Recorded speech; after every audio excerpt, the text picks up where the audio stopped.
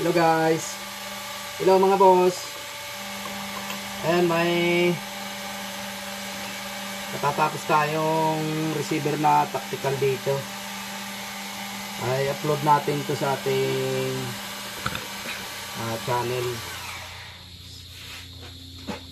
Tactical receiver para kay boss. Yan. Shout out sa mabait nating customer nito. Saglit lang at maghanap ako screw. Yan at nilagyan ko na ng grip.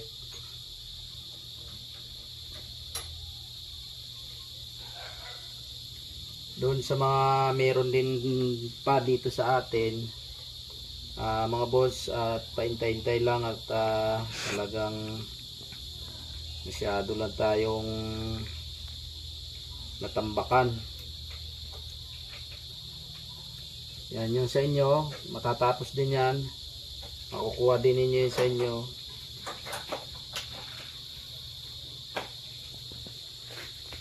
Tayo pumasok.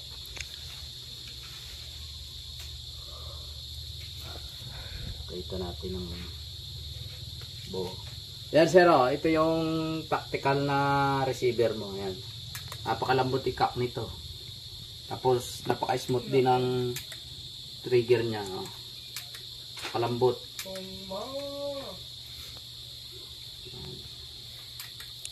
Yan, ito na po sir.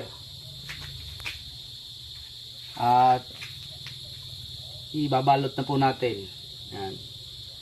Shoutout po sa inyo ha. Pasensya na po kung matagal ka naghintay nito.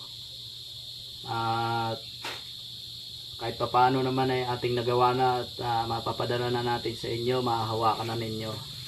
Yan, shoutout po sir. Maraming pong salamat sa inyong pagtatyaga, pag-iintay sa atin. Kahit pa paano ay matapos na at mapapadala na natin sa inyo at mahahawakan na ninyo. Yan. Yan, ito mga boss, yung ating gawang tactical receiver. Yan. With grip. At may dala rin nga pala itong suppressor. Natingin niya ng suppressor to. Pakidala dito.